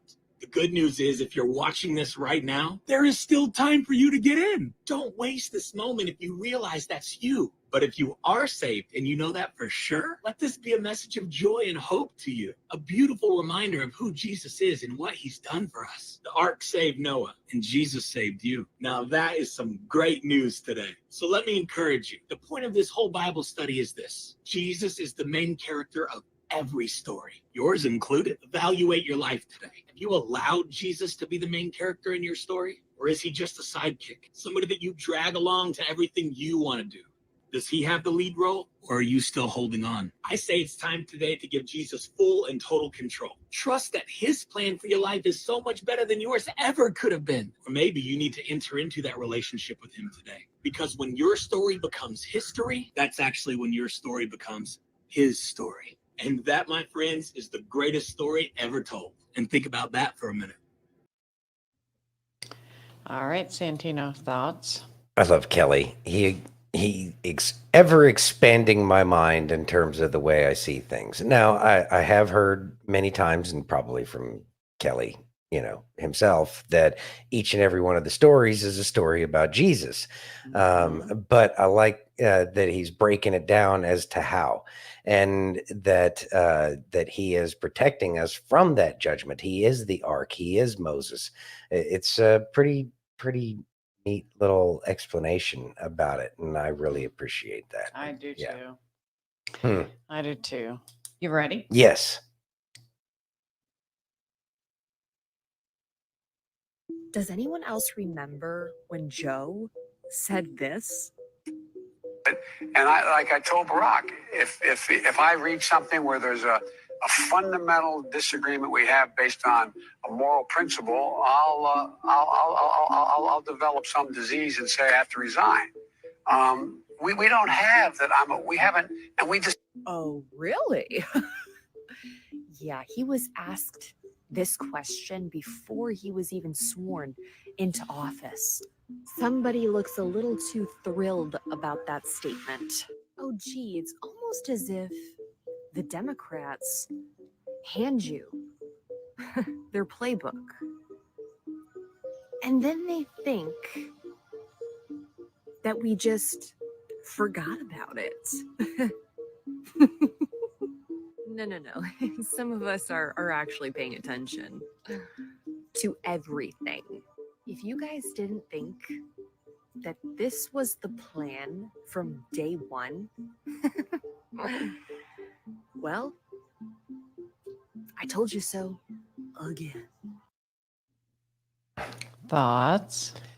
There's so many things that where they tell us what they're doing before they do it, and then they play dumb afterwards. But and it's been a while since we talked about this, but I think we believe that it has something to do with it frees them from the karma of the things that they're doing because they already warned you. Is my understanding of the belief when you're doing things the way they do them. So by telling you, it's like, hey, I already told you what we were doing. Just because you chose not to believe me because of everything else I said after that, that's on you, which is weak and doesn't make any sense. But at the same time, when we're talking about these people who do these evil kinds of things, why else would they consistently tell us the things that they are doing, that they have done, and that they are planning on doing? But they do it in ways where it provides some kind of plausible deniability. oh, I was just, this or that or the other thing. It's always so simple. Mhm. But that's the way they roll. And I think that that's one of the things that a lot of people have difficulty with is because they're willing to accept the simple brush off. Oh, that was just this or that or the other thing. Don't worry about that. And people have gotten used to accepting that. But I think as more and more people are waking up, more and more people are seeing these kinds of truths. So I think it's very important for these kinds of, well, they already told you here, they already told you there that this is what they were going to do. This was the plan. I mean, even The Simpsons had a thing where they showed that Trump had been assassinated. So again, they're trying to tell you, thank God it didn't work, but all of their plans do seem to fail. So you know what? These will be things that we have to very much listen for in the future. Wendy says it's almost as if he's reading a script or a cue card. How about that? It's called Revelation of the Method. It's a Rosicrucian thing. All right. Well, thank you, Chachi. That's Revelation of the Method. You ready? Clears out your karma, I guess. We'll see. Yeah. You ready? Yep. How would you go about actually making a decision for a presidential candidate? It's a good question. So pick one that could win. Okay. I know that might sound silly, but there's only two that could win, right? RFK is not going to be president this time around. Cornel West is not going to be president. Jill Stein is not going to be president. Now, if you're on the left, you should vote for all those guys. But then, very simple. For the first time since the Grover Cleveland v. Benjamin Harrison election, we have two independent 4-year terms that we can analyze. And I want you to tune out all the noise. The tweets, the indictments, all that, which I'm happy to talk about if you're interested. Well, looking objectively at the 4 years of Donald Trump and the 4 years of Joe Biden, was the economy better or stronger under who? Foreign policy, were there more wars or less wars? And were we more stable here at home? It's not even close. Under Joe Biden, the economy is trash. You guys are getting poor. Inflation has run rampant. It is harder and harder to own a home. There are more wars than we can even count, right? Under Donald Trump, there were no new wars, the first time in the modern era for a president not to start a new war. And finally, under Donald Trump, border crossings reached an all-time low. We had stability here at home. Which of the 4 years would give you a better idea that the next 4 years would help you as a young person live freely and a better future in this country? About Santino. It's sad to me that these are the steps that we have to walk college students through. I know. That they should already have that level of natural inquisitiveness to say, hey, it was a lot better 4 years before than it is now. And so I don't understand exactly why we have to tell people this, but obviously it's where we're at. So these are the things we have to tell people. How were you 4 years ago? How were you 8 years ago? And how are you today? Right. And you should ask yourself those questions. And I think that, people do need to ask themselves that question more frequently. But this shows how far our educational system has dumbed down the average American, because people used to ask those questions all the time, on their own without any prompting. Of course, then again, Ronald Reagan kind of had to say something about that, but I think that it was more of a rhetorical question back then, as opposed to, actually having to ask somebody, are you better now or not? And so, yeah, I think that's sometimes we just got to walk people through the process, and hopefully we can fix the educational system where kids can learn how to think. Yes. So, yeah. States where Biden's name can't be removed. Can't be removed. And no one can be added. That's over 130 electoral college votes in the toilet. The ballot deadline has passed for several states for the 2024 election. Some of these states include Alabama, Indiana, Michigan, Minnesota, New Mexico, Ohio, Pennsylvania, Texas, and Washington. Wow. Thoughts? Those are some large states. And you and I had a small conversation about this, because they only had, by the day that he stepped down, there was only 30 days in which to get the ballots changed in the states where he can get them changed. So how is that one going to play out? I don't know. I don't It's know. interesting. It's very But interesting. I think people, it will probably, that confusion will probably work in the Democrats' favor to say, oh, well, people didn't know who they were voting for, so they just They decided to vote. can't. No, You because know they've they're got going to plenty. try They it. got plenty I'm of calling it time. right now. That's what they're going to do. Okay. That's what they're going to do. Well, we couldn't get, Kamala on the ticket. And so therefore, Uh-huh. blah, blah, blah, Blah blah, blah, blah blah. blah. Uh-huh. They're going to play games. I know. That's the only thing they got. I know. You ready? Yeah. I got Doc. All right. I love Doc. He's fun. Okay, I don't think this is normal. Okay, I grew up milking cows. And I wake up every day knowing that I'm smarter than the president and the vice president of the United States. I don't think that's how this is supposed to be. You got one guy over here who doesn't know who he is or where he is, can't form a sentence. And you got another chick over here who says the same exact sentence every time a camera is pointed at her face, talking about what can be unburdened by what has been. Okay, what does that even mean? Does she even know what the hell she means? It's so outlandish, you don't even know what in the hell to say to it. All you can do is just watch as your brain cells just slowly die. Okay, I don't think this is normal. Okay, this is terrifying. It really is. Thoughts, Santino? Is it terrifying? Mm-hmm. We're in good hands. No. They keep telling us these are the No, greatest we're people not. ever. No. Yeah. Steph says, I agree with you, Santino, 100%. And therefore, I think they're going to try to cause a pause in the election. Shenanigans will be afoot, most certainly. Mm. And they're going to try to do everything that they can to, give us Kamala. Makes me want to throw up. Yeah. Are you ready? Yeah. What you attract when you're broken, you'll find repulsive when you're healed. See, we all deserve a high value person. What is high value? High value is somebody healed. High value is somebody that has godly principles, somebody grounded in the Word of God. But if you're sitting here coming out of a bad relationship, dealing with pain, dealing with anxieties, dealing with depression, a bunch of negative baggage, now is not the time to be trying to date somebody. Now is the time to be healing and becoming the best version of yourself. When you're healed, you'll come out of that a different person. You'll look back and won't even recognize yourself. There will be no more anger. There will be no more pain. There will be no more resentment. Remember this. You will only match your energy. If you're depressed, guess what kind of person you're going to attract?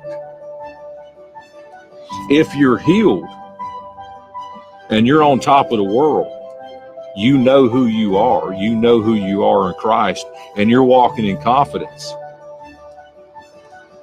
Guess what you're going to attract? I wanted Shauna to see that one, but I think she already left. That's all right. Because I think that it's an important one for everyone- so many people. And I'll say that there's even relevance in our own situation. When Kay and I got into our relationship with each other, we were both broken. We were healing and we were consoling each other as best friends. And I think that that's the thing that probably helped us out more than anything else, is that we became friends first before anything else. And so it's been a long process for us. We've both tried to work on healing of ourselves through the traumas that we had when we were younger, through various life, kind of things that happen. And so, it's been a challenge. It's been a struggle. But I will say at the same time, I'm truly grateful because we both had and were given the spirit of trying to heal. And because we've both been trying to heal, we have had moments where we've aggravated each other's brokenness. But at the same time, we've also had many, many moments where we've helped the other one heal from the brokenness that they have. And I think that what he was talking about is that you're going to attract exactly what your vibrational frequency is at, what your personal vibrational frequency is at. So it's imperative for each one of us to continue and to always work on our own personal healing, to let go of anger, resentment, the 7 deadly sins, I guess is probably going to be the quickest way to say that, to try to heal all of those things in life. So that way we have an opportunity to get to well, most importantly, give the best version of ourselves to somebody who is at the same time, what's up, Ghost Pepper? While at the same time, the other person is giving the best version of themselves. And so that is a much better place. But the only way to do that is to make sure that you are the best version of yourself, that you aren't getting wrathful about all of these things that happened in the past. It's time to let those things go and to live in the present and look forward into the future. And so it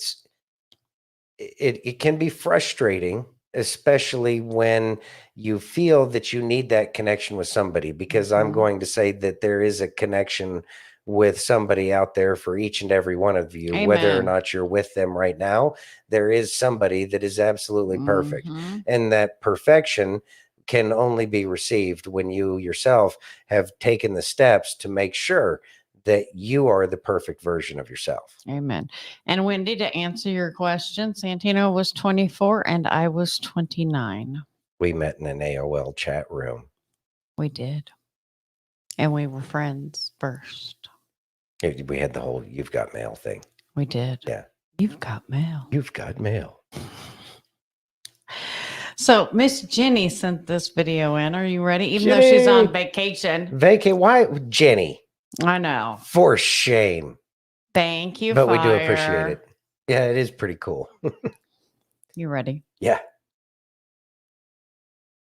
Come to my house for my guns. I die that day, and so do you. The assassination attempt of Donald Trump really only proved one thing, and that is that we need a Second Amendment.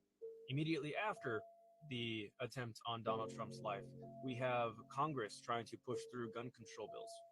While basically everyone in America is very aware that the government is most likely responsible for that attempt on Donald Trump's life, we have the FBI investigating the FBI. We have the CIA investigating the CIA. We have the Secret Service investigating the Secret Service. You cannot investigate yourself, but that's exactly what's happening. So while the tyrannical overlords try to kill Donald Trump and try to damage our republic, not a democracy, we live in a constitutional republic, very different things. The founders wanted to make sure that we did not have a democracy under any circumstance, because a democracy always falls to tyranny. So every time that you're watching propaganda on TV, on Fox, CNN, that says democracy 2024, we don't have that. That's propaganda that is evil, that is demonic. We live in a constitutional republic wherein we elect representatives to vote on our behalf. That is why the individual has rights and a voice. A democracy says the individual doesn't matter, only the biggest group. Democracy is mob rule. But while we have this situation of the government now trying to ban guns after the government just tried to kill Donald Trump, using a transgender patsy as their assassin, who was a registered Republican, which he identified as a Republican the same way that he identified as a woman. Claiming something doesn't make any difference in the reality of the situation. He registered as a Republican so that he could vote for Nikki Haley, for the weaker candidates, as did millions of Democrats, which is why Nikki Haley was so high, because she was the one that the Democrats are pushing towards. They want her to be president because she's basically Biden, but female, pretending to be a Republican. A puppet. But now, back to my point. When you have the government try to kill Donald Trump and then tell you, trust us, you don't need guns. We're going to take your guns. That is the literal reason that we have guns. So right now, I would recommend stocking up on as much ammo as you physically can. Stock up on as much food as you physically can. Stock up on as much water as you physically can. Had that bullet hit Donald Trump, we would be in a civil war right now. There would be mass chaos everywhere. Grocery stores would be empty by now. Everything would be different.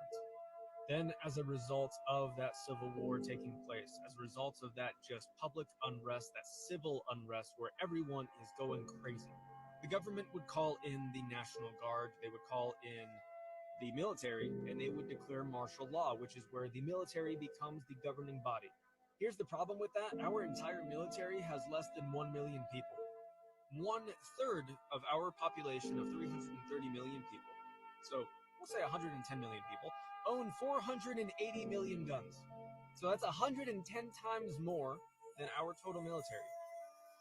If our military came in and they tried to attack and hurt the civilians, that would turn it from a civil war into an immediate revolutionary war in which this country would probably have to either reset or never again exist.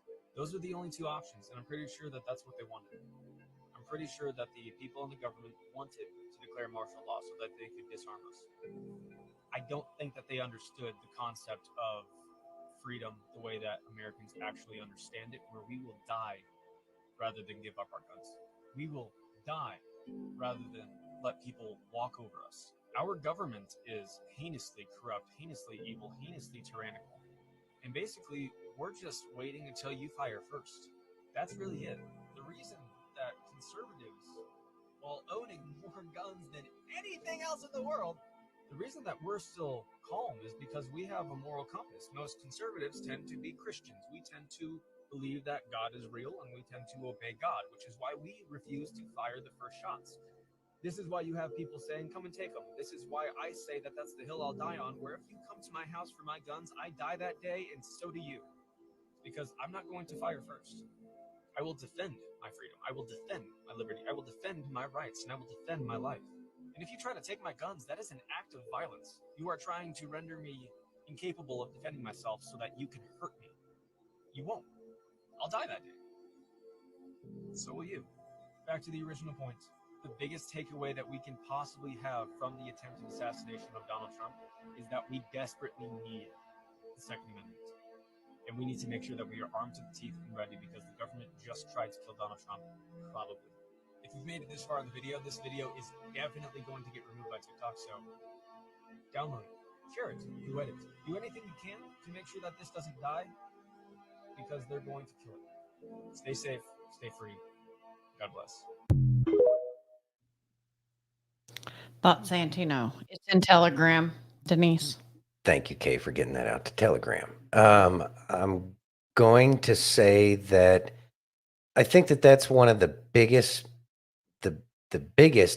misconceptions and lack of understanding of what American culture really is. American culture, and really, if you think about it, even the gangbangers in LA have that mentality. Bring it. There's parts of town where LAPD won't go. Mm-hmm. They don't have control over that part of town. And that is the American spirit. That is the, now granted, not the gangbanging part, but the point of you're doing things in a manner in which we don't like, and we're willing to stand up for it. And we average Americans that aren't in those kinds of scenarios, which have been created purposefully, I might add, by the very people who have been trying to take out President Trump, the modern version of the East India Trading Company. I'm pretty sure, hell, it might even be the successor to, if not the exact same thing, under a different name, Right. to the East India Trading Company.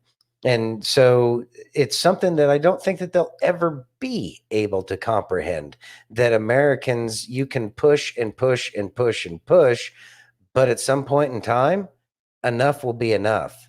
Rambo, And it you will be. are on, hold on. You What's are up, Rambo? on vacation, sir. What are you doing? Is he really on vacation? Yes. I appreciate you showing up, brother. He's Make sure at the you're. beach with his family. This isn't beach time. This isn't. You should be beaching. You should be beaching, sir. Seriously. Yeah. Get away from the craziness that's out there in Pennsylvania. Yes. Anyway, it's something that they have no idea nor any Right. understanding, and I don't think that they'll ever be able to comprehend it No. of what an American is. I don't. And here's the thing. Eating dinner. Okay. Well, you still should be with dinner. family. Yeah. But Anyway. thank you for showing up. Thank you for showing up. We love you with all of our heart. And Always good to see well, you. something that I think that the demo assholes don't understand is that conservatives, independents, rednecks, all of us, when we say, come and take them from our cold, dead hands, we're not kidding. I mean, it's said jokingly. My dad always told me, and I listened to my dad very much. Aloe, get aloe, sir. Is that you defend yourself. He was the type of person that from the time I was a little kid, you don't ever start a fight. But if somebody starts a fight with you, you better finish it. You better finish it and you better win. And American spirit. yes. You don't start it, but you better finish But you better finish it. And we've lost a lot of that way. But there's still a lot of us that are like that. Well, of course. And as much as popular as the movie 300 was, that spirit is inside of each and every person. And even that one guy that is coming over here from the UK, what's his name on TikTok? Loves America. Josh. Yeah, is his name. And he recognizes that there's something very different about the American mentality. And that is just fuck around and find out kind of thing. And that's what it boils down to. Not going to start it, but you'll find out. I know. It is what it is. So I don't know. It's they don't understand. They just don't understand. They just don't. No, they don't. You ready? Yes, I am. You're going to love this. All right. It is Elon and Jordan Peterson. Is it? Twice about messing with Trump. Yeah. They'll think twice. Okay. And poor Biden can't make it up the stairs, and obviously he's stepped out of the race. But nobody's going to be intimidated by Biden. It's impossible. I think they will be intimidated by a guy who was fist pumping after getting shot. I watched part of their video. Did you? Their interview. So good. Jordan's on Rogan tomorrow, says Denise. Oh, okay. Awesome. Thank you. Mm-hmm. That would be a good one, too. Making the rounds. See, Steph had a dad just like mine. That's right. My daddy always told me, do not throw the first punch, but don't come home with your butt whooped, because he would have whooped my butt if I would have lost. I think that pretty much everybody that's here this evening has had that kind of upbringing. Mm-hmm. It's all still there. It's all there. Yeah. It's all there. Anyway, are you ready? Yeah. This shift took place. That day, they attempted to assassinate Trump.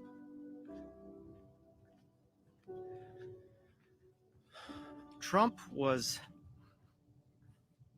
spared by the grace of God and the prayers of the saints.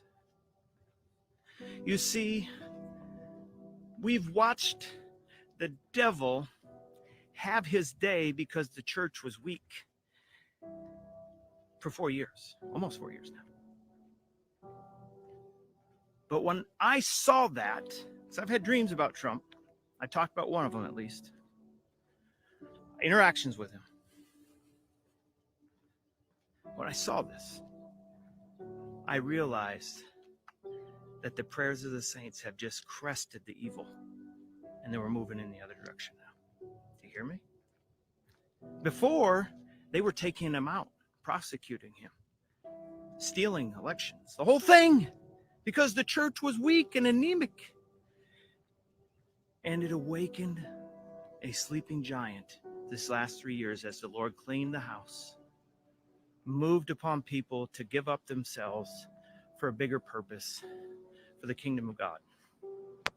Trump is merely a sign.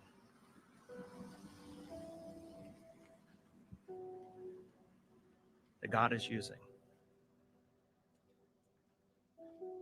And the church is learning how to finally intercede and to see the results of it. Because you wouldn't be here if the church had not been in a position to be salt and light and preserve our future.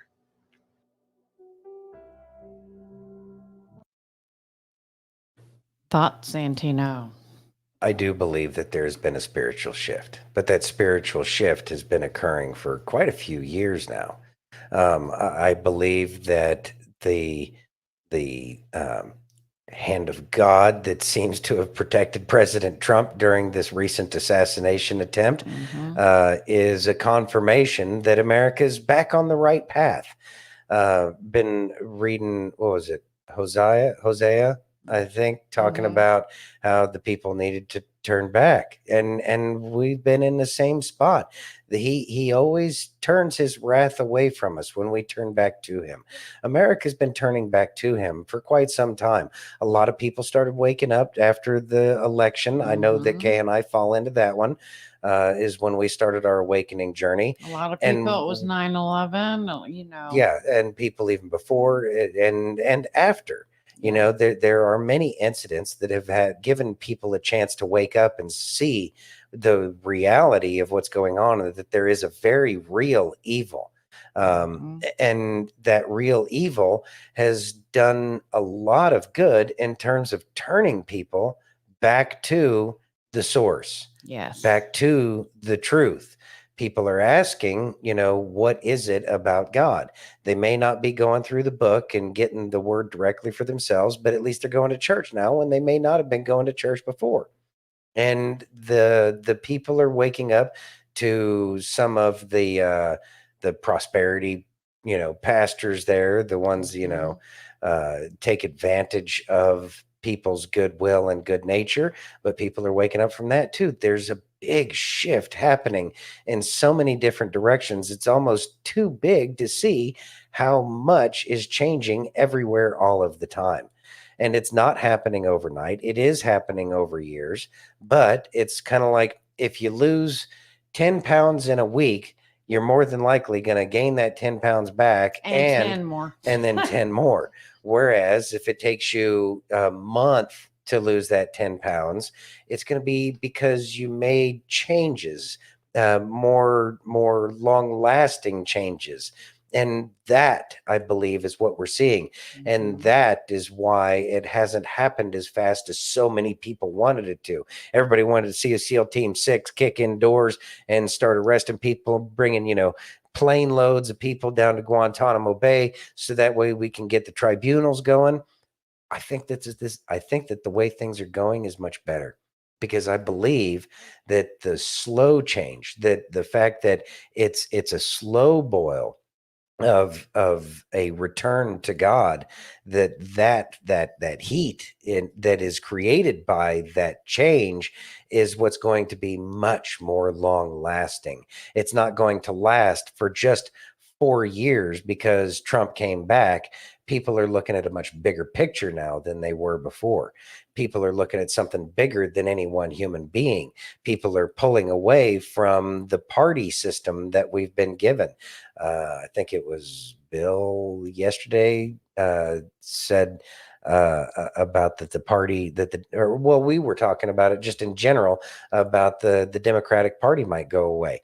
And I think Bill was the one that said, you know, probably the Republican Party or something like that. But anyways, the point is that our party system is probably going to dissipate, and people are going to start finding out what's about the individual, because our founding fathers truly despised the concept of parties because it was a division. And after all, they were the ones that kind of coined the whole e pluribus unum for many one, that we are to become one nation under God.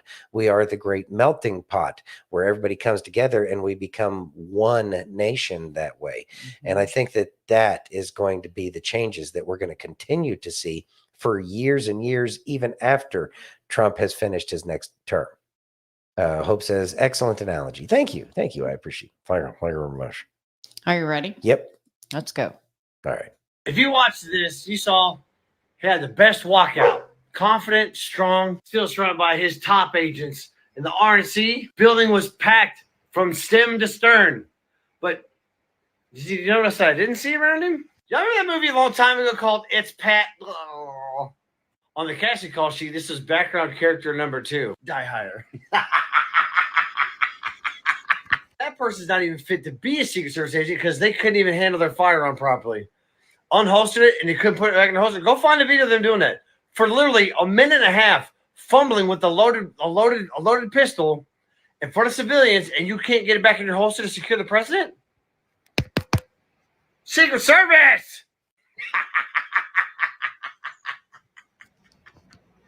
Internet's still undefeated.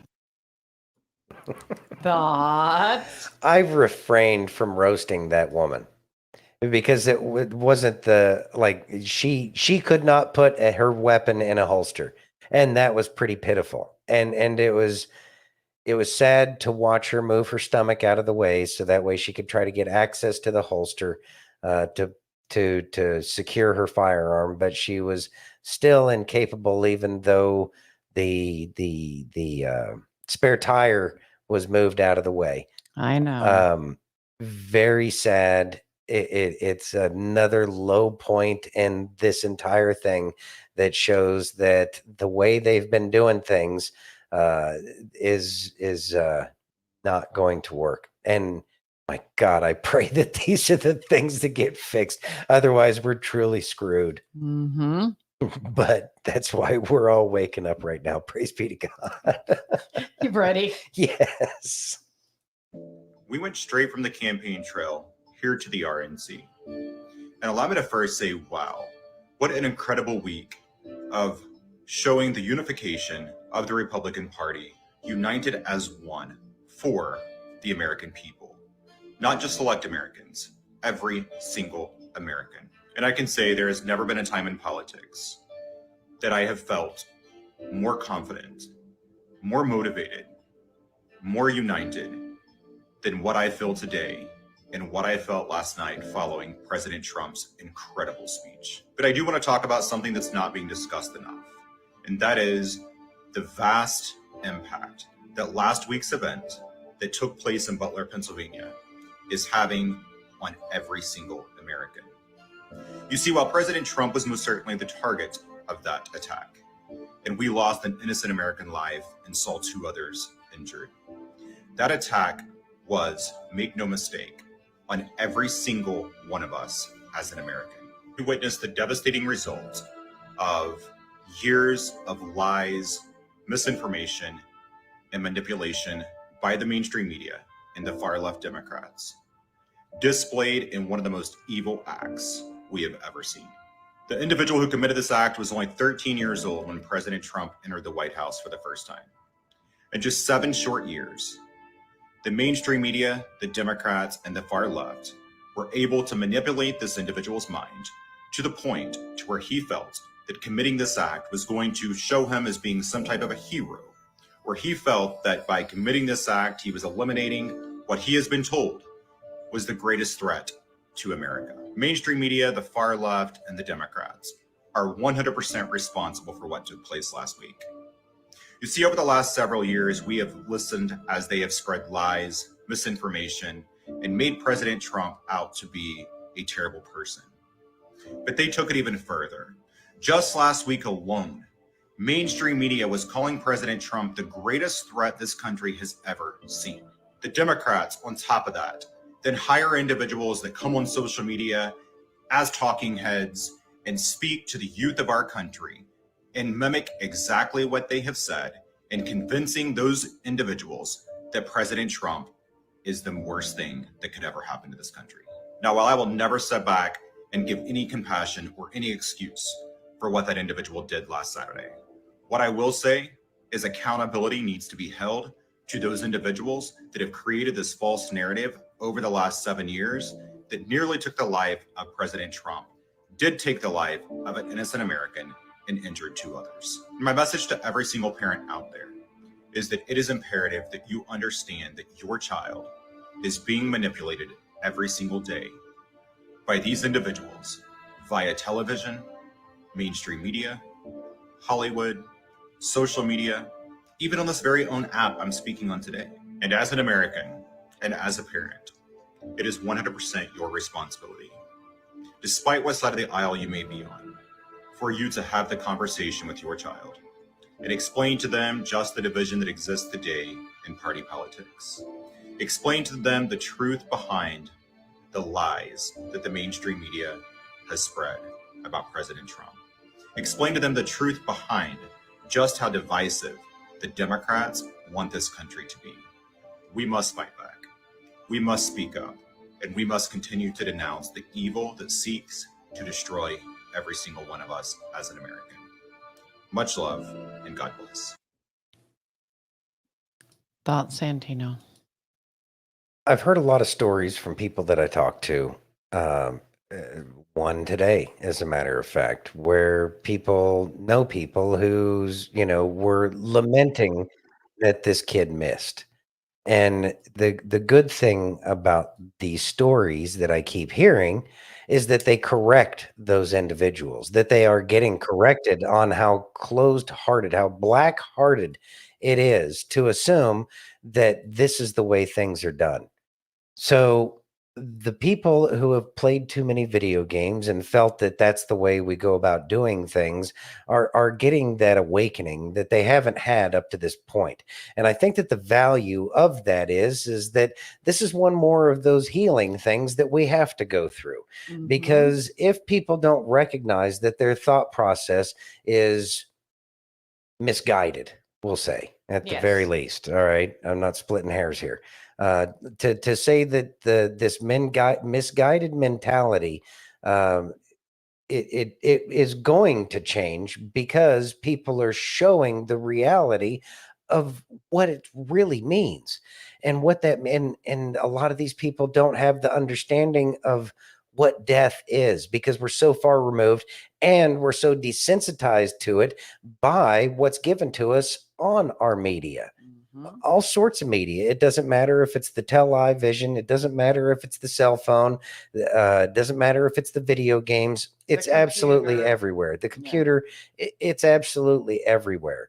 And that's something that has been, I mean, it's proven that it helps shut us down from the true emotions that say that these kinds of things are actually horrible, that they're rotten, that they're awful, and that we don't want these things in our lives.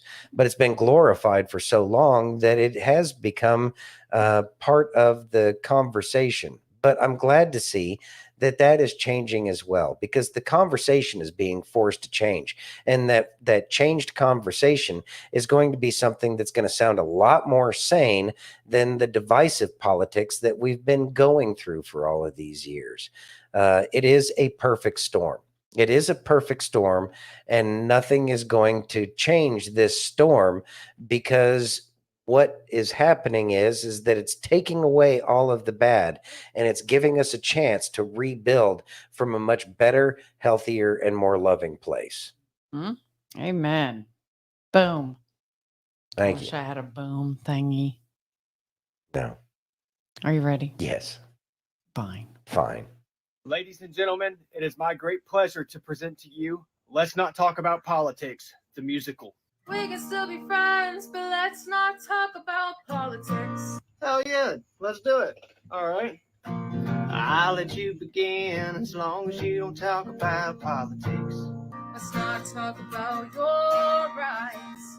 I think they overdid your highlights. It's the will of the people, and we love when the people are Christian, male, and white. Well, I think everyone's equal. Murder is evil, even if you call it women's rights. Let's not talk about politics. Okay, well, you fucking started it. Just let our flag fly. We all love the stars and stripes. Oh, but not the one with feathers, 'cause we shouldn't kiss each other, and the deadliest sin is pride.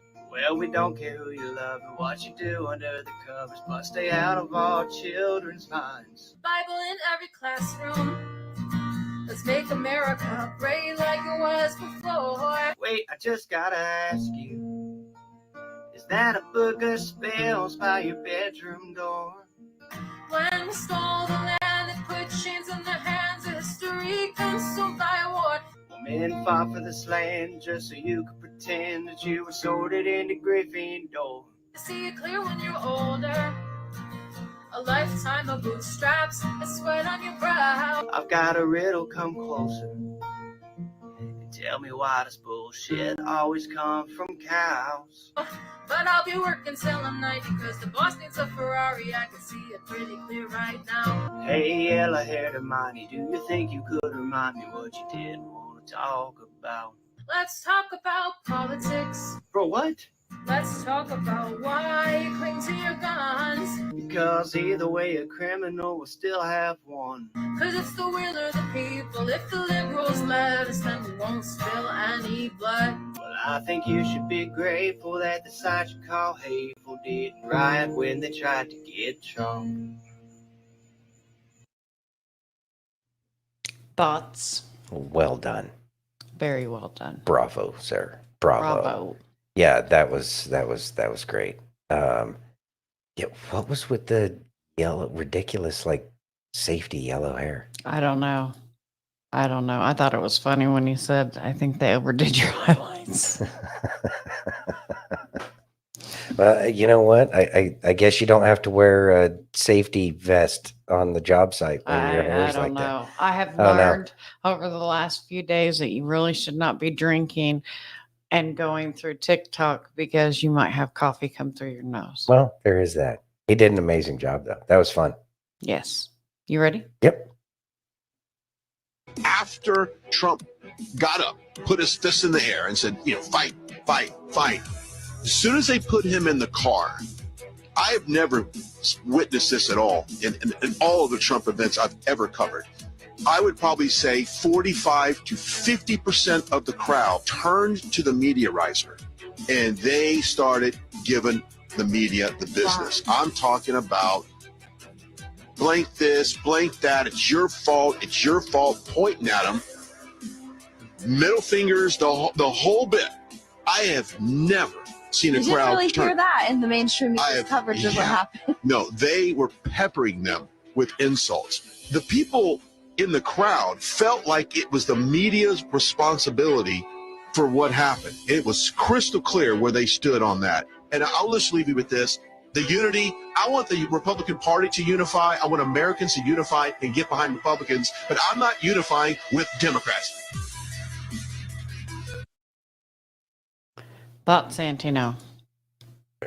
Unifying what? What? He said He said he's not unifying with Democrats. Are we supposed to? Well, No, they need to wake up. They do. They need to wake up. They've had a good long run for a very long time, and they can point to Bush and they can point to Daddy Bush and all that other crap.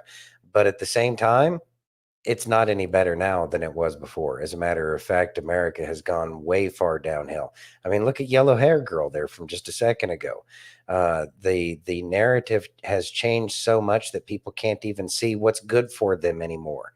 And so, no, we don't need to necessarily join hands until they start to get a little bit of sanity back in the conversation.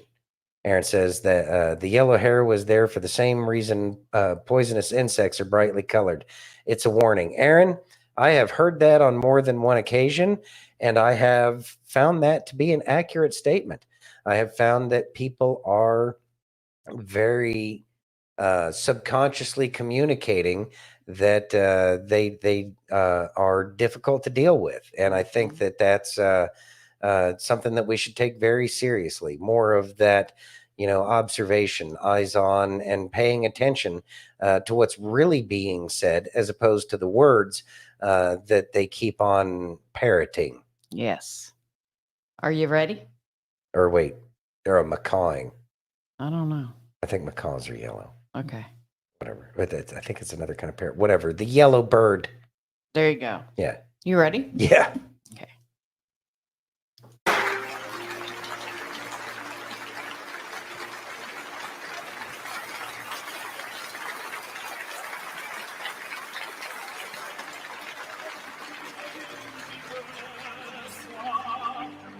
La tua fredda stanza, guardi le stelle che tremano d'amore e di speranza.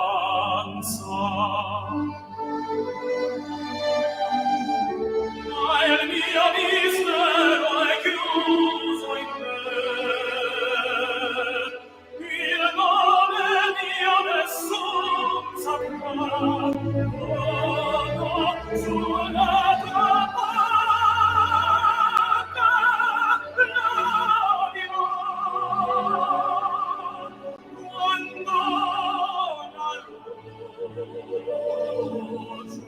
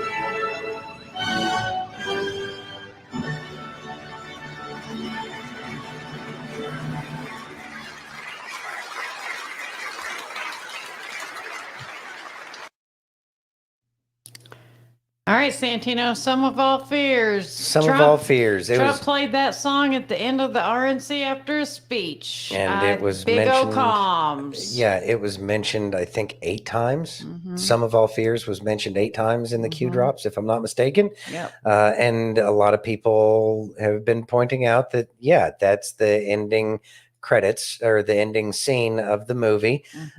It's a, yeah, I vaguely remember it. I remember it being a really good movie, although there's actors in there that I don't particularly care for anymore. But I mean, that's Hollywood, whatever. Right. But the storytelling was amazing back then because, well, they used to know how to tell stories. But I think it was a Tom Clancy thing. But I digress. Anyways, yeah, the traitors got hunted down, and it wasn't just traitors for us. It was traitors that were part of a global conspiracy working with each other. And I just find that to be very fascinating and interesting, kind of coincidental, if you will. So, yeah, I thought that that was it was important to share because it's something that Trump played. And these are the comms that it was getting at. So Absolutely. Absolutely. Yes, Carol. That is the ending scene. And if all the traitors get caught, and well, you see what happens to them. You see what happens. Yeah. I definitely think that was I'm coming for you. Mm-hmm. Definitely, Steph. Mhm. Definitely. Yes, it was. Very powerful song. You ready? Yep. Okay. Let's go. Oh God, here we It's go. not listening. It's In a computer. 100 years, so like 21, 23, we will all be buried with our families and friends. Strangers will live in our homes that we worked so hard to build, and someone else will own everything we have today. Most of our possessions will be given away or thrown out and destroyed, including the car that we spent a fortune on and will probably be scrapped. Our descendants will hardly know who we are, nor will they remember us. I mean, how many of us know who our grandfather's father was?